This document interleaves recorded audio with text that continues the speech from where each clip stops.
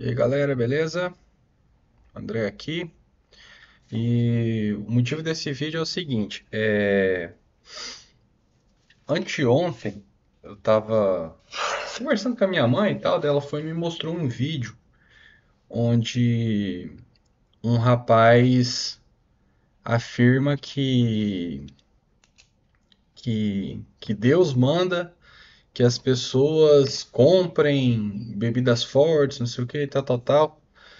E, tipo assim, como se incitasse a comer muito, beber muito, se fastiar, não sei o que, tal, tal, tal.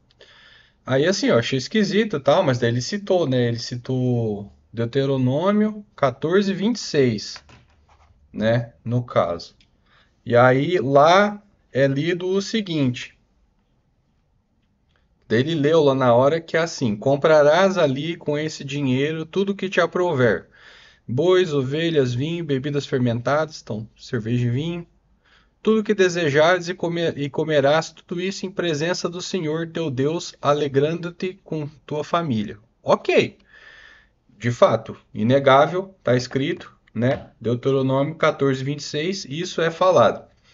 Só que o que acontece? Aí a gente falou, bom, mas em que contexto isso é falado? Porque isso deve ser lido dentro do capítulo todo, né? Para você entender do que está sendo falado. Porque uma coisa que acaba sendo triste é o seguinte: quando a pessoa vai, pega um versículo isolado, tira de contexto e aí justifica o que bem entender.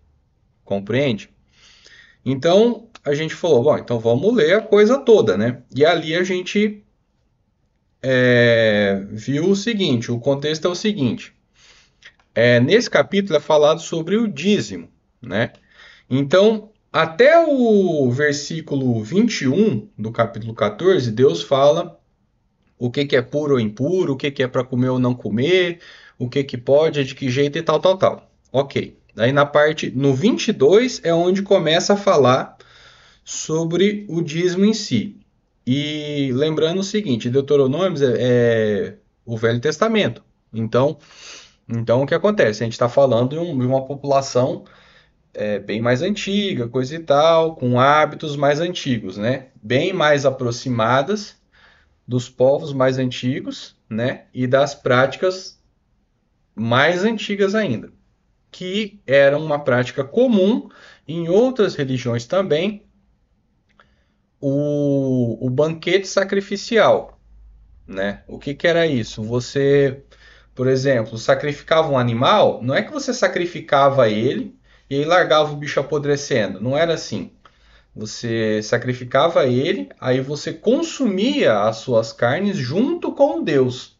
Então, isso é uma coisa comum em várias religiões dos povos antigos, né? E foi até algo que eu chamei a atenção. Eu falei, mãe, ó, baseado no que eu já estudei de cultura helênica, isso aí pode ser uma situação de banquete sacrificial. Não sei dizer, mas assim, no primeiro impacto, né? E aí a gente começou a ler e, bom, é basicamente isso. Porque aqui no 22 já fala: porás à parte o dízimo de todo o fruto de tuas semeaduras, de tudo que o teu campo produzir a cada ano. Ou seja, esse dízimo era todo feito em espécie. Então ele era obtido e consumido em sua espécie. Então, por exemplo, se você semeava trigo, né? Dificilmente você teria ali pessoas que produzissem apenas uma coisa. Então, normalmente a pessoa tinha trigo, tinha boi, produzia leite e etc. Entendeu? Então, todo ano você tinha lá o período assim de safra, vamos dizer, né? Onde você colhia ali o azeite, as coisas e tudo e tal, né? Você produzia o azeite, você tinha ali a safra de azeite, né? E tal, e todas as coisas que a sua propriedade produzia. Era mandado então que você recolhesse ali 10% daquilo. Então, 10% do azeite, 10% do vinho, 10% do leite, 10% do queijo que você fez a partir daquele leite e por aí vai, entendeu? E aí, no 23 fala assim: comerás na presença do Senhor teu Deus, no lugar que ele tiver escolhido, para nele residir o seu nome. o dízimo de teu trigo, de teu vinho e de teu óleo, bem como os primogênitos de teu rebanho grande e miúdo, para que aprendas a temer o Senhor teu Deus para sempre. Então, o que que é? O que que ele acabou de falar aqui? No lugar onde Deus disse que está assim habitando. Você vai pegar esse dízimo dessa produção, vai até lá e lá você vai consumir na presença de Deus. Todas essas coisas. E lembrando também que essas famílias antigas eram extremamente grandes, era muito grande mesmo. Então era pai, mãe, cunhado, primo, escravo, era um monte de gente. Era tipo assim, 30, 40, 50, 100 pessoas, era muita gente. Então, bum, ia todo mundo para lá e comia na presença do Deus. Aí vem o 24, que é o ponto de virada, que vai começar a explicar a coisa do 26. Mas se for muito longo o caminho, de modo que não possas transportá-lo, porque o lugar escolhido pelo Senhor teu Deus para nele residir o seu nome é afastado demais, e ele te acumulou de muitos bens, ou seja, é um exemplo. Você mora num vilarejo muito distante, muito distante. E lá você, nossa, acumulou uma fortuna, muito gado, muito trigo, muito tudo. E aí, tipo assim, sei lá, são 1.000, 2.000, 3.000 quilômetros até você conseguir chegar no lugar, né, onde é determinado que Deus está ali e tal, tal, tal. E porque Deus te abençoou demais, coisa e tal, não sei o quê. Então daí começa o ponto de virada, para explicar a ordem do 26. Aí vem o 25, que ele fala assim: venderás o dízimo e levando o dinheiro dessa venda em tuas mãos, irá ao lugar escolhido pelo Senhor teu Deus. Ou seja, para uma questão de facilidade logística, você vai pegar tudo que você separou do dízimo, vai vender, vai pegar o dinheiro daquela venda e vai para o lugar. Porque é muito mais fácil você levar um saco de dinheiro do que uma invernada de boi, uma carrada de trigo e por aí vai. Compreende o que eu estou falando? E aí vem o 26.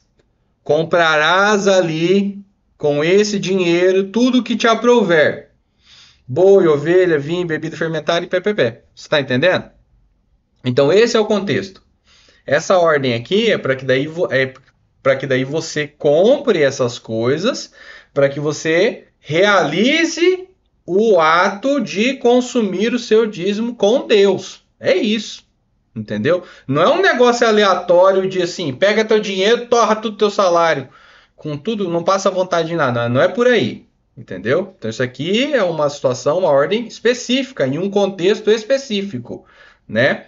E aí, se você ler do 27 ao 29, tem aí também uma outra ordem, né? Que é o seguinte: no terceiro ano do dízimo, né? Você não vai fazer isso de ir até o lugar, não sei o que, tal, tal, tal. Dentro dos muros lá da cidade onde você mora, você vai pegar esse dízimo e vai tipo fazer um banquete comunitário, onde você vai permitir que o órfão, a viúva, o estrangeiro, não sei o que, também possam, né, comer junto com você e se agradar todo mundo junto, tal, tal, tal. Entende? Então, assim, é sempre importante quando você for ler algumas coisas, você lê o capítulo todo, para você entender o contexto todo. Porque senão o que acontece? O pessoal chega e fala: ó, Deuteronômios 14, 26. Aí, ó, tá vendo? Deus manda a gente torrar todo o nosso dinheiro comprando tudo que bem entender, que não é para você passar vontade de nada. Isso é maldade. Se não é maldade, isso é uma ignorância pesada. Sem contar que não é tão difícil você ler um pouco mais para cima e um pouco mais para baixo. Entende? Então, assim, tá tendo uma maldade aí no pessoal que está propagando essa ideia. Tá certo? Então é interessante observar o quê? Há um contexto específico. É ordenado isso? Sim, mas como? Por quê? De que forma? Entende? Porque naquela época, no Velho Testamento, antes da vinda de Cristo, a comunhão era feita dessa forma, pelo banquete ritual, entendeu? Assim como era feito em várias outras religiões. Por exemplo, Você já deve ter ouvido falar sobre hecatombe. O que que é hecatombe? É você sacrificar 1000 bois. Ah, então você pegava 1000 não, 100 bois. Você pegava 100 bois, jogava num bueiro e era isso? Não, era consumida a carne de todos esses animais junto com os deuses, numa ideia de comungar ali, coisa e tal, e ter o agrado dos deuses, tá entendendo? Então é isso. Enfim, a lógica é essa, a ideia é essa, é que você consuma o dízimo junto com o Senhor, né?